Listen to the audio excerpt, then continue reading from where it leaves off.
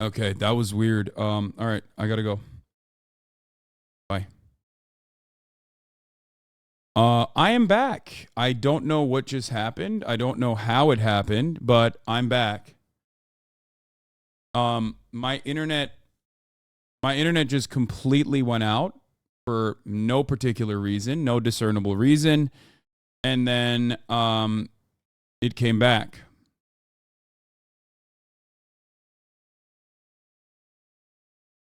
What's in the box? What box?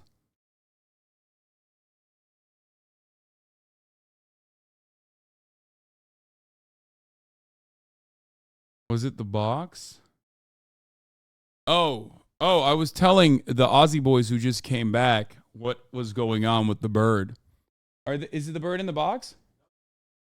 The bird is gone? Uh, oh, that's cool. That's good. All right, so we saved it. I took a photo of it. No, there's no cat chat. The Aussies are here, and I was describing to them what happened. You guys already know what happened. So the bird was a baby. That's why it was on the ground. He was a male bird, and was a baby and needed to be fed. And that's like reason why it was like laying in place was because it hadn't been fed. It just somehow fell there or flew there. We don't know why. And yeah, it could have fallen out of a nest or something. So that's the other hummingbirds we saw around were probably the mom looking to feed the bird. So the wildlife, the hummingbird recovery group or whatever told me, get a shoebox, lay a bunch of flat pieces of paper or flat paper towels on the shoebox, and then put the bird in it near where it was, like nesting, near where it was, the ledge you put it on. That way, the mother will have easy access to the bird.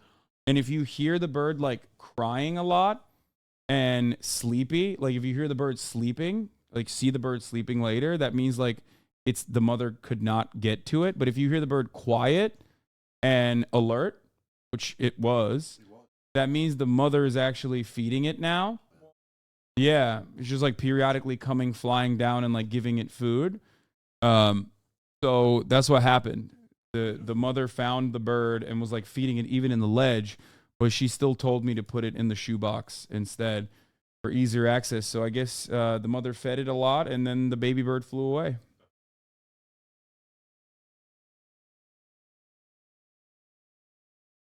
Wait, is yeah? Oh, there was nothing in the box. Yeah, yeah, it was there was a little bit of poos in there. I saw.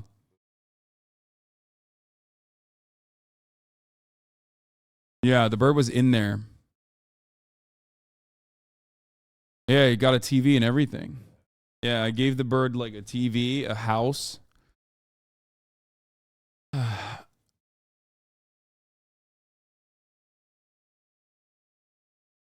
Yeah. There you go. Looks like he's watching TV. Yeah. It's a part of the process of learning to fly. They spend a day or so on the ground, fledgling phase. No, the bird could actually fly. The bird had the capability of flight, but like for short periods of time. But I guess like the mother flew the bird away.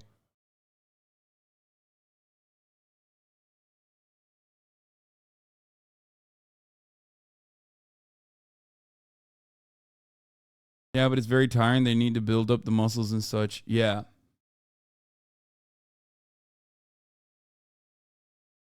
That bird is better accommodation than I have. Yeah, that bird doesn't also have to ever worry about student loan debts and having it be relieved only to be taken away again. Yeah, it's a happy ending. I should have just killed the bird though, honestly, because like other birds have been able to survive on their own. Like, why should I put this bird in a comfortable nest so that its mother can feed it? You know what I mean? Like this bird needed to fucking tough it out on its own. It's not meant for survival then, I guess. What if the bird is lazy, you know? What if the bird learned to be lazy now? It's The moral hazard.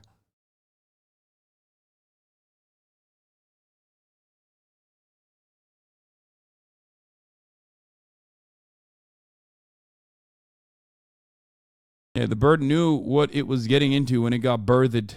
Exactly. Why does the bird need a fucking bailout, dude? Huh? Why?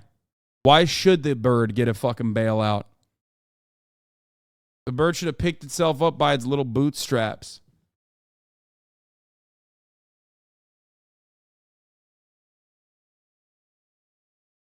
So that's a great example in some ways. Like, why did I help this fucking little bird? Could have just easily died. You know, I don't give a shit. Whatever.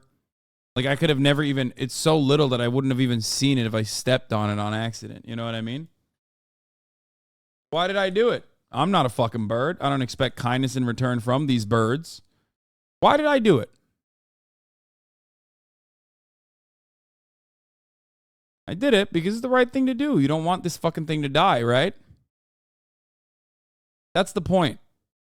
That's why you do things throughout your day that you don't see any sort of immediate, tangible, or any benefit whatsoever. To clean up your reputation. My reputation is what? A bird murderer?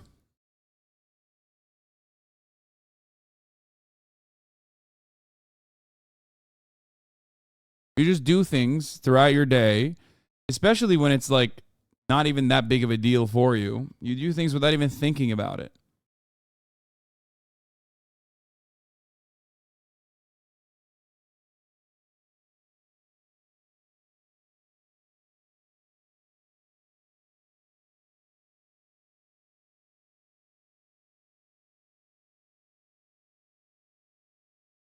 Anyway. I love the vegans in the chat being like, you eat chickens every day. Oh my God. I know. I know. So you're right. The right thing I should have done in that situation is fucking murder that bird and eat it. It's so odd. It's such an odd thing for a vegan to be like, wow, you saved a hummingbird's life, but you eat fucking chicken every day. Yeah, I also adopted a chicken. You know what I mean? That was saved.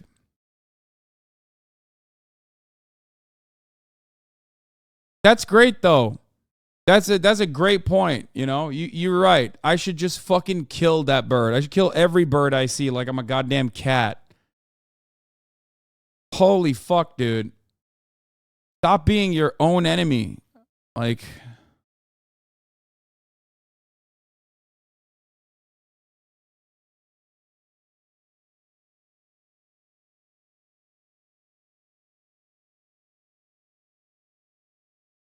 you know that's not the point. That's bad faith. I'm responding in a bad faith way. I mean, you're demanding ethical consistency from me. I know the ethical consistency is going to be in the other direction, but I've told you already. Like, I don't care. Like, I think eating chickens are delicious. We're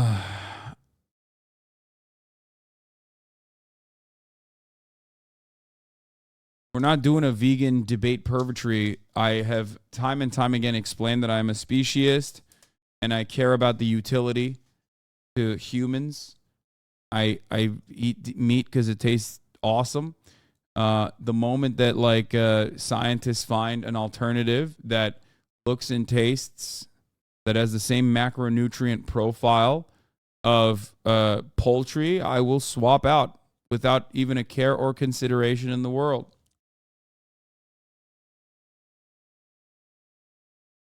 Well, I guess if you admit it's inconsistent, I mean, okay, yeah, I admit it's inconsistent. What do you mean? Sure, okay.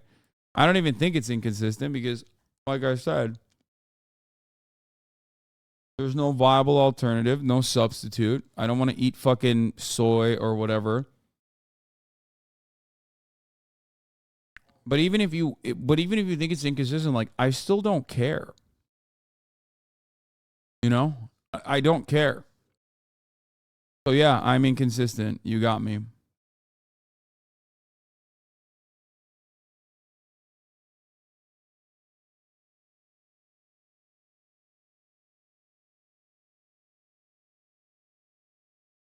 The shoe house you gave the bird is really cute. Yeah. Can we go back to SCOTUS rulings? Who gives a fuck what some vegans are whining about? Other vegans, probably.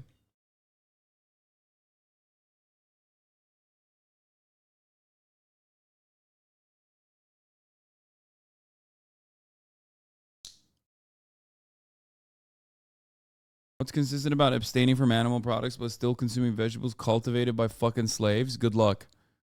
I'm not opening that can of worms, okay? Because I'm not a bird.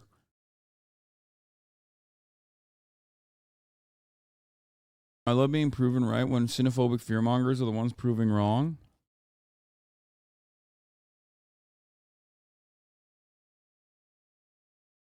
Oh, look at that. A Chinese spy balloon shot down by the U.S. military did not collect information as it flew across the country, the Pentagon said. Yeah, because the fucking... Because the fucking satellites on top of it were actually collecting all the information. You know what I mean?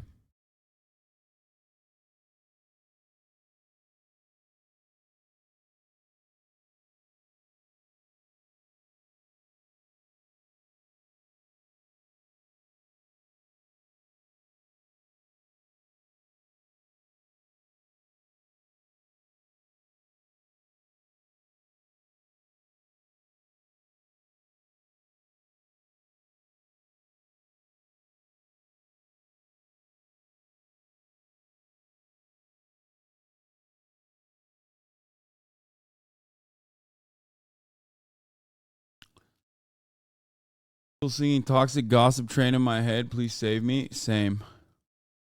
Fucked up, actually. All right, let's get back to this. Let's get back to the situation here. But this doesn't have to be the end of the story. Regardless of this ruling, the law is clear. President Biden still has the legal authority to cancel student debt. He must do so right away. Okay, let's close that. Here's a New York Times useful life hack on how to escape student debt. Student debt. Sorry. Death. This is not something that most people would choose as a solution to their debt burden. Still, if you're a young adult wondering about the federal plus loans your relatives took out to pay for your education, you may be wondering whether the debt dies with the person or people who take it on. It does. The federal government will not make a claim on their estate, and you will not inherit the balance. They changed it after people were like, what the fuck are you saying? This is insane. Well, turns out they were like, you know, debt won't carry on. They changed it from death to debt won't carry on, so we're good now. Don't worry, guys. Just New York Times are like, just kill yourself. It's fine. Oh, that's funny.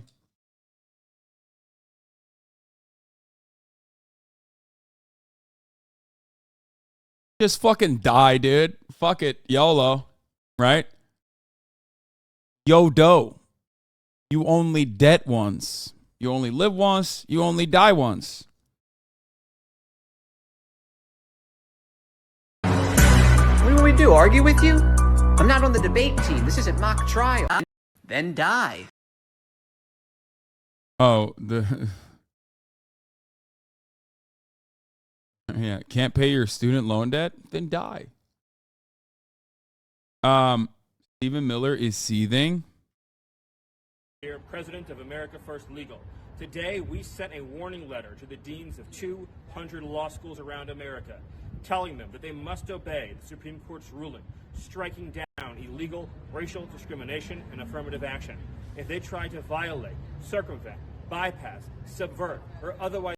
They're like, if you even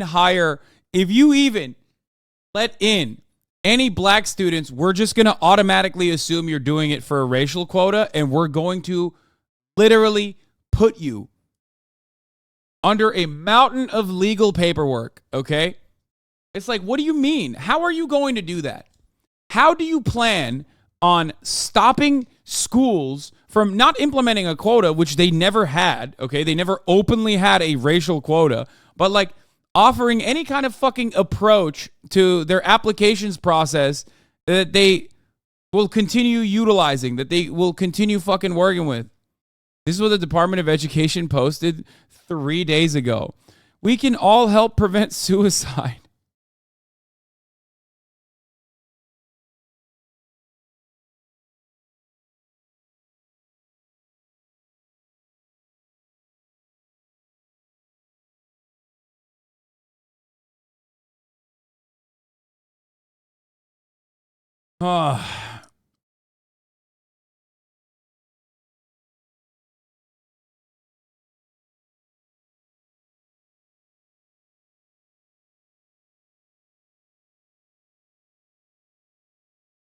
The collective is saying because he's not implementing the Plan B to be automatic, it's also doomed to fail. We are still assessing, the Biden administration with the regulatory process to enact student debt relief under the HEA, the Higher Education Act. The debt collective is stating that they're still assessing this, but on first blush, this looks like the nightmare scenario we told them not to do. This looks like it's designed to make sure we will never cancel a penny of debt. They're lobbying this to let the GOP and SCOTUS kill the HEA's authority to cancel. I hope it's not like that.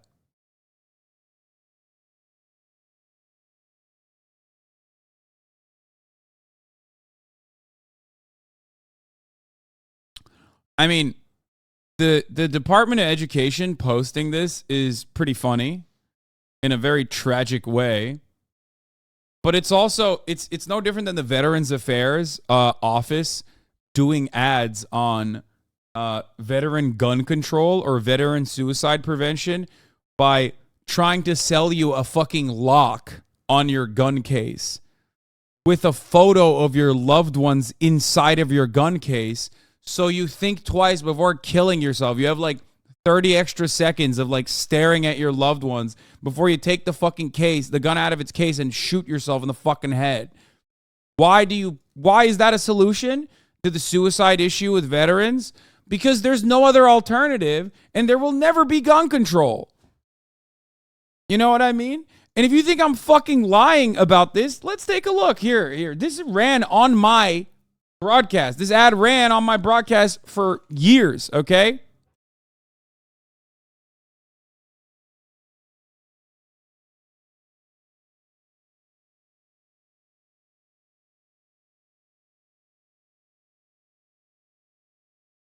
God damn it. Every time I fucking Google shit like this, immediately it's like 988.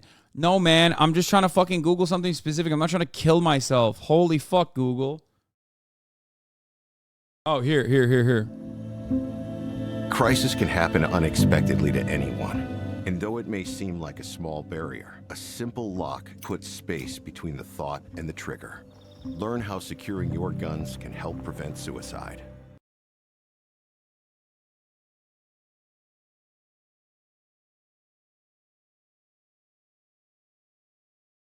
That's a real ad, bro. That's a real ad from the United States Department of Conner Dog Veterans Affairs. You know what I mean? A 10-second delay between you and the trigger could stop you from killing yourself. It's like, okay, what about any fucking other solution? Like, that is such a dire situation when this is presented as the solution to a problem, right?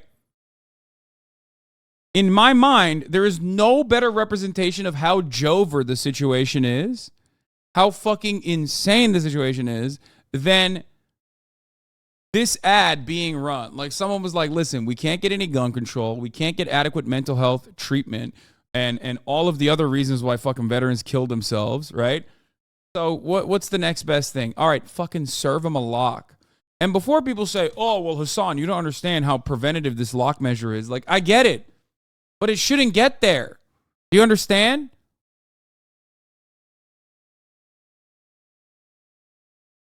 That's the entire point, is that, like, it should not even be a thing. You think this is a thing in other countries? It's not.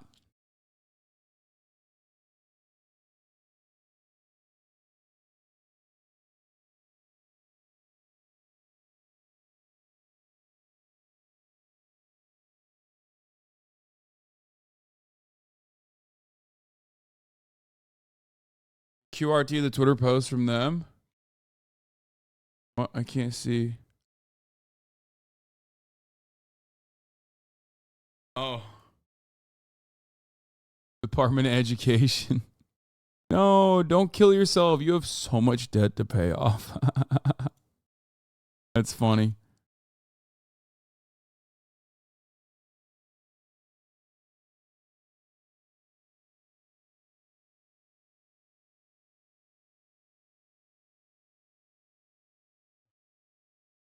Lock-picking lawyer did a good video about how to pick that lock if you really need to blast yourself in a hurry. Yeah.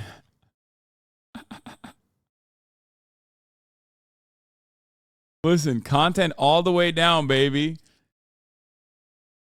Someone's got to do it. What is this? Could have waited one day. That's so funny. That's a good fucking Prezzo tweet. Holy shit. That's fire. Ken, it will. Look at that. But CNN is already back to the fucking Ukrainian counteroffensive news. Yeah. Heads up, the Supreme Court just agreed to take up an issue of whether people accused of domestic violence can own firearms. Oh, man. Oh, boy. Oh, brother. That's so sick. It's not like there is there's any prevention if you're a cop. It would be, you know, cops already own fucking firearms. What are you going to disarm the police by forcing domestic abusers to no longer have a gun? Good luck.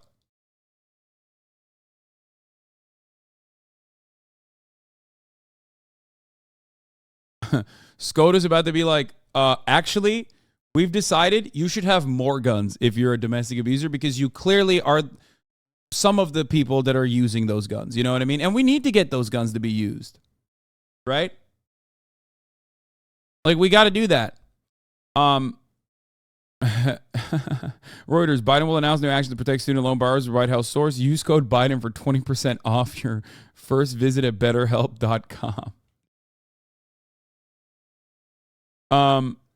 So there's another Supreme Court decision that we're going to talk about, but in between that, I just want to show the goat of posting, Donald J. Trump, resting after a good 25 minutes of work.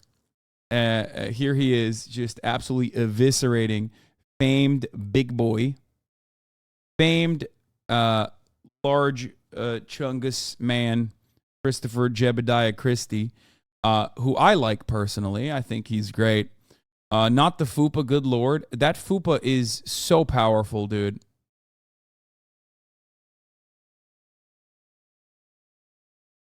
I love that. Trump been saving all these pics. It's great. It's fire. I like it. I think he's on to something.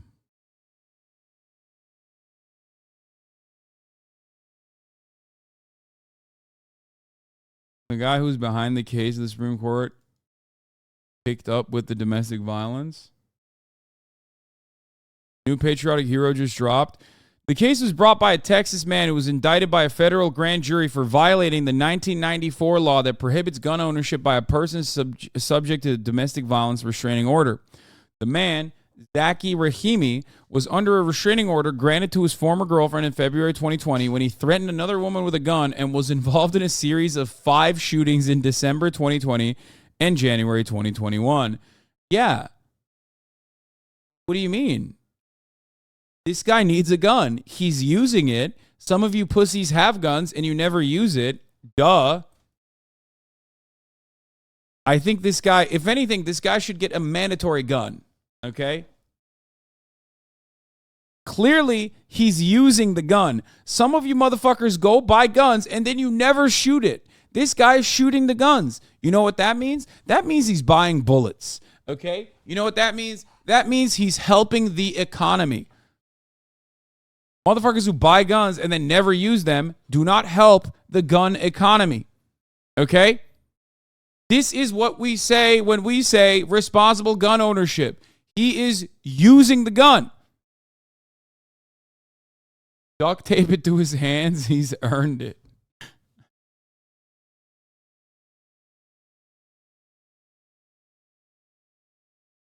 The bullets are how they get you, like printer ink. Yeah. I don't understand. A lot of you are talking shit about this bold, beautiful patriot, and I don't appreciate that. Okay. Edward Blicky hands. True. All right. Let's get to the gay shit.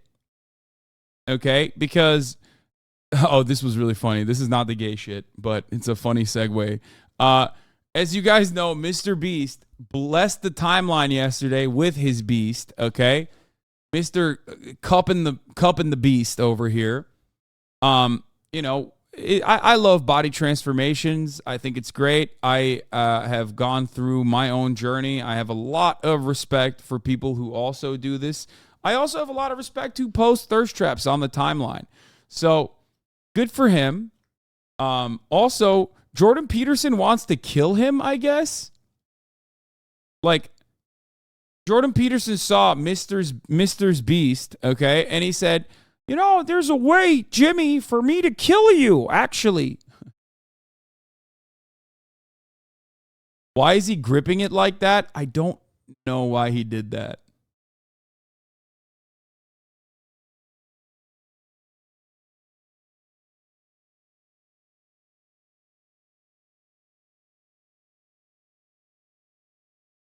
But it's kind of funny because he's like, this could be fixed. And he's like, dog, what do you mean it can be fixed? He's showing you that it has been fixed. And he's on his journey that is like demonstrably worked. Also, I love the idea that the wealthiest YouTuber on the fucking planet, and like, you know, an incredibly wealthy person who probably has a personal trainer round the clock, private chefs and whatnot, who has demonstrably been able to change his body in a positive way, is going to benefit from Jordan Peterson's idiotic meat-only diet. Like, what are you, fucking stupid? Hey, I see that your situation is working, but here's a situation where you could die if you have apple cider.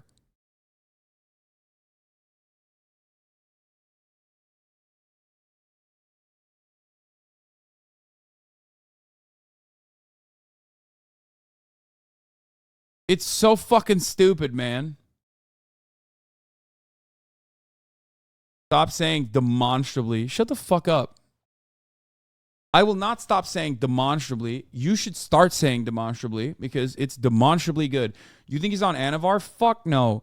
I do not for even a second think that he's on a single ounce of fucking steroids. Look at his body transformation over the course of... Dude, some of you motherfuckers don't know anything about fitness, and it shows, okay? There is no better representation that this is natty as fuck from his muscular development, okay? And how much weight loss has occurred so far. This is straight up just pure 100% rich guy shit.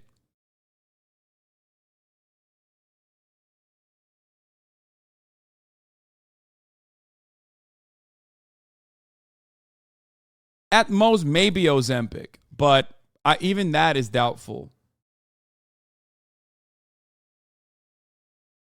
Even that is doubtful. But I do not have a single, I do not have even a fraction of doubt that this is natty as fuck. And I'm pretty sure no plates or more plates, more dates would agree with me on this too. What do you mean with rich guy shit? Rich guy shit in the sense that he has enough money to have a personal trainer that is probably monitoring his activity on a daily basis, and also a private chef that is cooking him delicious meals that are also monitored by either a dietitian or either monitored by a dietitian or the personal trainer himself.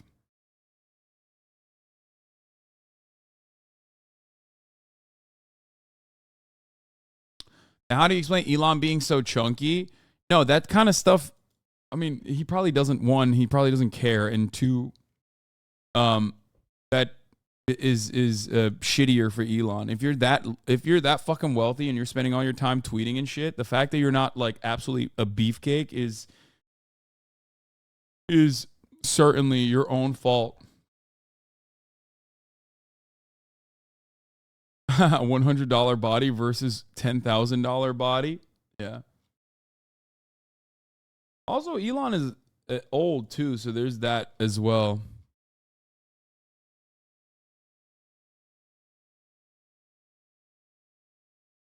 How are you a fat phony? I don't know. I just am.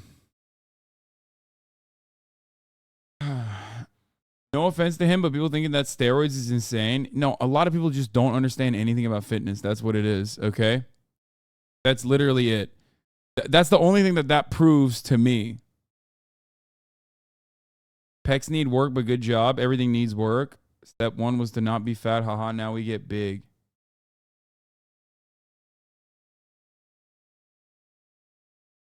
Yeah, why is anyone questioning if he's natty or not? He literally just lost weight. He doesn't have insane traps or shoulder hypertrophy. Steroids often overdevelop those muscles. He has a genetically good shoulder to waist ratio. Yes, you're absolutely correct. He is now down to like probably 14% body fat.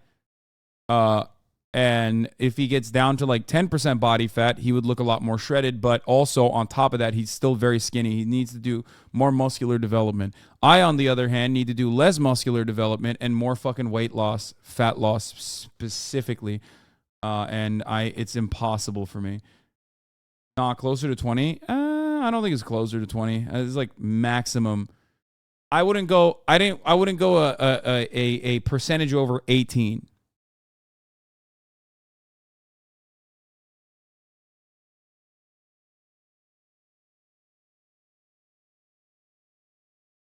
What percentage body fat are you at? Do you measure? I'm probably around over 20, a little bit over 20 still. I'm a big boy. I still have a little bit of belly fat. I still have the handles, the love handles. A little bit of tit meat. Rich and still fat? Yes, because I am streaming 8 to 10 hours a day.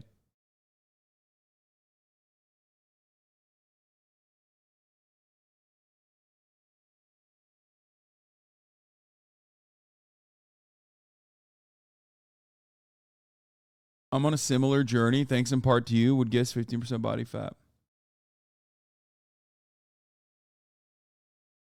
How low would you want to go? I want to get back down to like around 12 and then see if I can. At my lowest, I was around like 12% body fat and it was awesome, but it also wasn't great. Like I looked awesome, but I also didn't feel awesome. And you just got to spend some time there for your body to adjust to it so you can keep cutting if you want to or maintain at that level. And I never really maintained that level properly. How are you calculating your body fat percentage? It's just eyeballing it for the most part because the in-body shit that I use is inconsistent and stupid and entirely dependent on how much water weight you're holding on to. There is no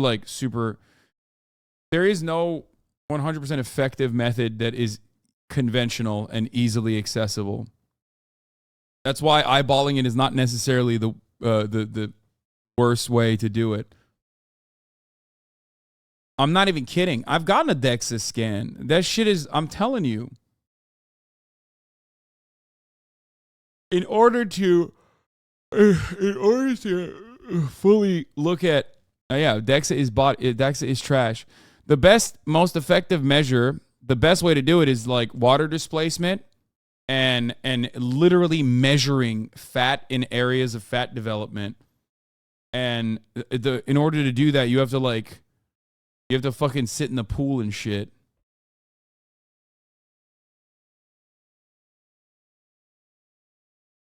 You have to use, you have to use calipers. That's not even a joke.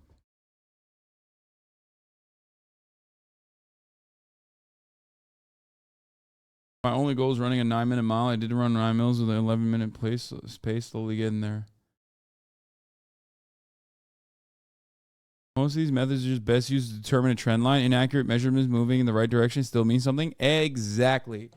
You are 100% correct, my friend. That is precisely the reason why you do it. But even then, I wouldn't recommend DEXA scans because those things are so wildly inconsistent that, like, I don't even think you could actually see a trend line on those, depending on how much water you've had that day or depending on how much sweating you did before you got scanned. Which is why, as I was saying, the best and most consistent way is just vibes based, looking at your situation, eyeballing it.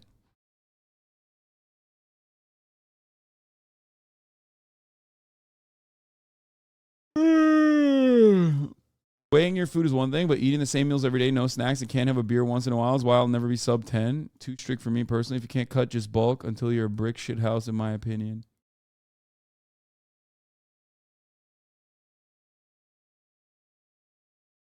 Why the fuck do you care?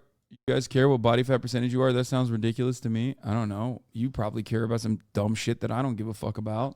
I'm not saying it's profoundly important for you to know what body fat percentage you are and like to have a goal that you want to hit, but some people care about fitness and aesthetics, and that's perfectly valid. Ultimately, it's a healthier hobby, in my opinion. It can get out of control, but it's a healthier hobby, in my opinion, than plenty of other fucking hobbies that keep you sedentary.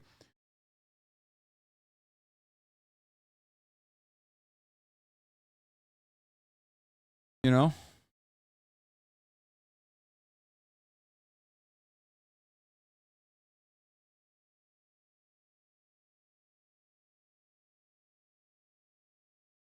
I'll stick to smoking crack. Cheers. Let's go.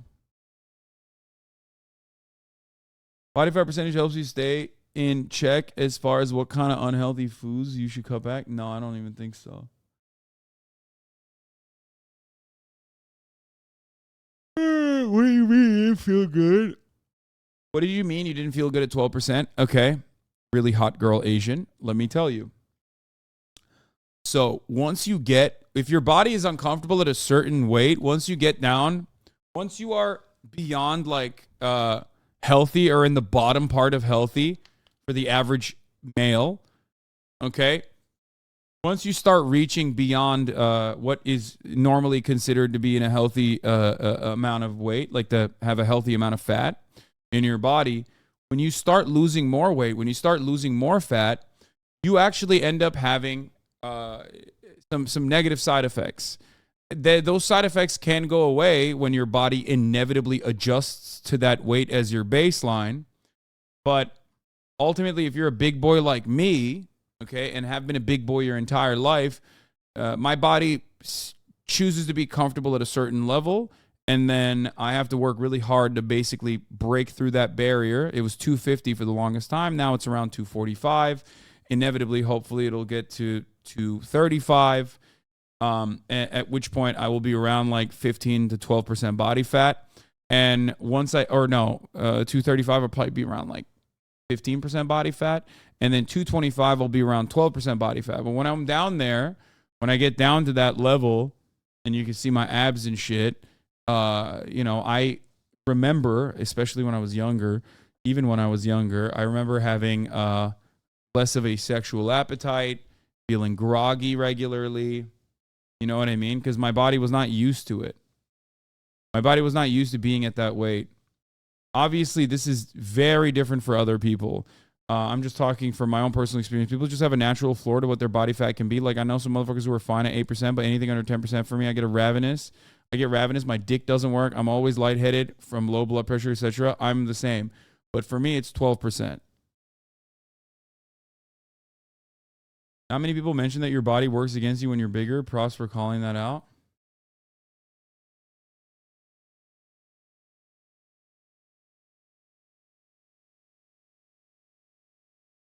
Eyeball my own body fat percentage. Copium intensifies. Wait, what do you mean?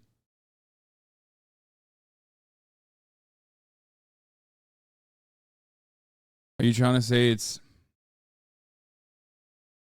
it's copium to eyeball your own body fat percentage. I didn't mean like you yourself eyeballing yourself. Most people don't know what that looks like. I'm saying like a professional can probably eyeball you with more accuracy than the DEXA scan can. Okay. Let's move on to the other Supreme Court situation. Now the to web the other designer big one. ruling. So this one is actually really interesting because this, much like the previous Supreme Court decision, was a non-issue that the Supreme Court decided to take on. And I will tell you some details on this in a second. You're not supposed to take on hypothetical circumstances where there is no harm whatsoever. Okay? Why the fuck would you do that? There's no harm whatsoever. Why are you making up hypothetical situations to get mad at like a goddamn fucking hater of mine? You know what I mean? You just went there. You just decided, you're like, you know what? What if this happened, Hasan? What then, you fucking idiot? Huh? How would you feel then, you asshole? I bet you'd fucking hate it if that shit happened, huh?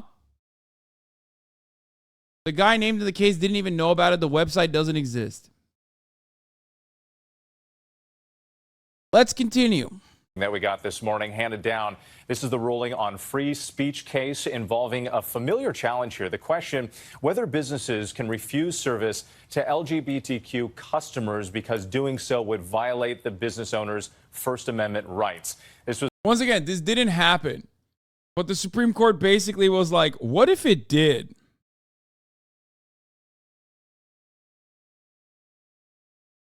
Like, it didn't happen, but what if it did, though? Let's consider a world in which it did and then deliberate on it. It was a 6-3 decision. The Supreme Court rules for a Christian web designer who objected to making wedding websites for same-sex couples. And we're going to go back to Devin Dwyer on this one because, Devin, we've seen cases like this before the court, but this one much more sweeping and broad. A significant and sweeping decision and surprising many of us who have covered the court on this issue from some time. You know, the First Amendment prohibits the government from forcing any of us from saying anything we don't want to say. At the same time, civil rights laws in this country say that businesses that are open to the public have to serve everybody. But what the court said today is that businesses in some cases can refuse to serve certain customers if doing so would force them to say something they don't want to say, like a business who designs websites, a stationer, maybe even someone who is landscaping your yard. If that is an expressive, customized, and tailored service, Neil Gorsuch said that the government cannot force you to do that business with someone that you don't want to do business with or something you don't want to say. Justice Sonia Sotomayor, who was in the dissent with the three liberal justices, said this is the first time in history, in her words, that the Supreme Court has granted a right to businesses open to the public to refuse to serve a member of a protected class. She says this decision threatens to balkanize the marketplace and even, in her view, could allow some businesses to refuse to serve, say, interracial couples simply because if doing so would force the business owner to say something they didn't want to say. So a striking and sweeping opinion. Justice Neil Gorsuch didn't articulate the limiting principle, if you will, for this this decision, and so it's certainly going to invite much more litigation down the line. Devin, as you mentioned, the lack of limits as they're spelled out or not spelled out here raises a lot of questions going forward. It is worth noting that, again, what Sotomayor said in her dissent, she says, in her view, this allows a web designer to... HasanAbi, I'm a seminarian, so I need to be a priest, and the fact that this right-wing Christianity has become a cult of money and power should be opposed at every turn by every person of good conscience. I agree. But, you know, unfortunately, it will not. Let's be real. They have all the power. And I don't mean just like right-wingers. Most of this stuff is just used as a cudgel, as a way to divide the population. They're just basically throwing red meat at the psychopathic right-wingers to continue making it seem like they're doing something that's of use as they rob them blind. You know what I mean? I don't know if this is entirely a bad thing. I wouldn't want to give my business to a scum who would refuse someone for their sexual orientation or race. This is a way to call those people out. No. I mean, this is literally the basis of segregation.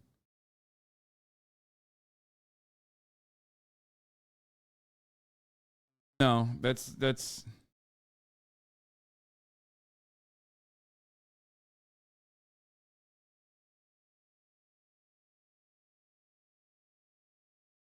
weirdly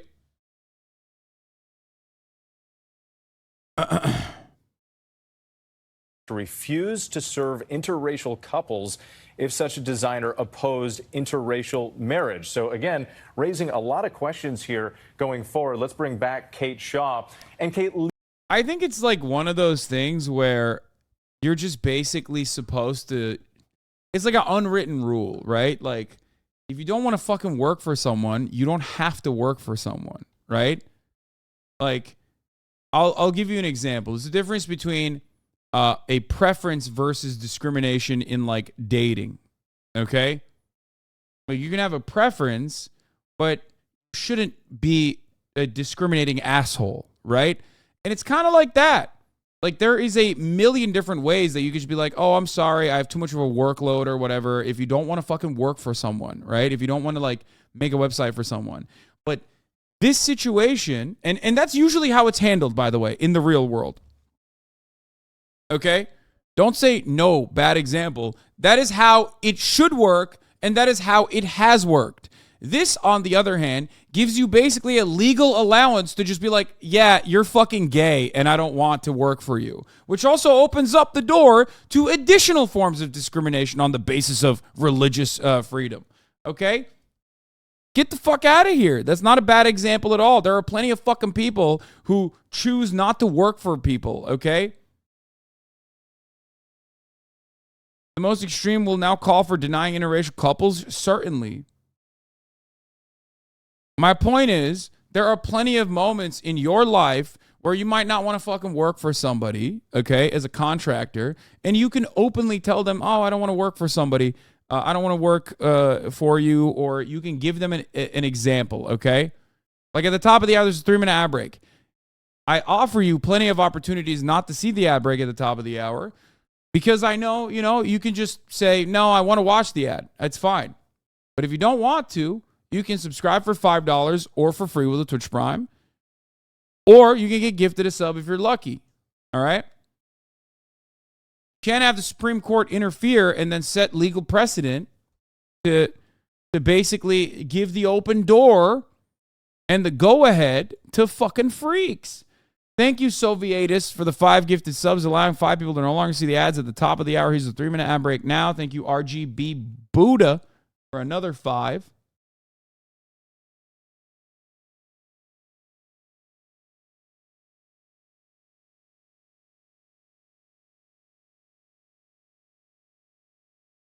legally, what does this mean for businesses and customers? This really is, I think, an enormous change. Justice Sotomayor, I think, is quite right in her dissent. These public accommodation laws have a lengthy historical. I love when people say, why don't you mention Turbo rather than subs? I wonder why I don't mention Turbo. Because I don't want to give fucking money to Twitch, dumbass. Perhaps that's the reason. Like, what do you... Like, I get hating me, okay? You're the type of dude who's like, fuck you, Hasan. I think you're a hypocritical piece of shit. Fuck you and your socialism. I hate you. But, like, what's the alternative? You like Amazon? You're like a Jeff Bezos dick rider? Like, you're just like, hey, dog, actually, why don't you mention a alternative that just directly gives money to the fucking platform? Yeah, that's why I don't mention it, dumbass.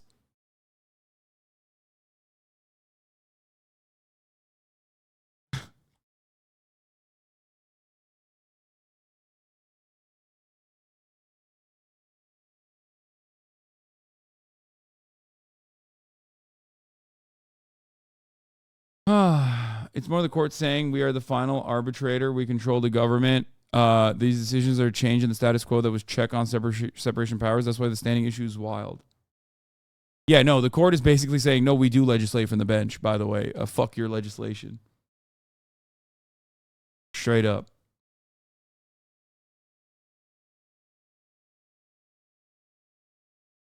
If you recall, there was other alternative measures I used to mention all the time that I was barred from mentioning, but I still have it on screen. You know what I mean? Some of which sometimes works, So I don't know what to fucking tell you, idiot. Stupid. You already know, though. You're not in here to fucking actually hear me out. You don't care about my opinion. You're just here to, like, present an argument, and maybe, just maybe, you'll get a couple other people to go, yeah, this Hasan guy does seem like a bad guy, actually, now that you put it that way. That's right.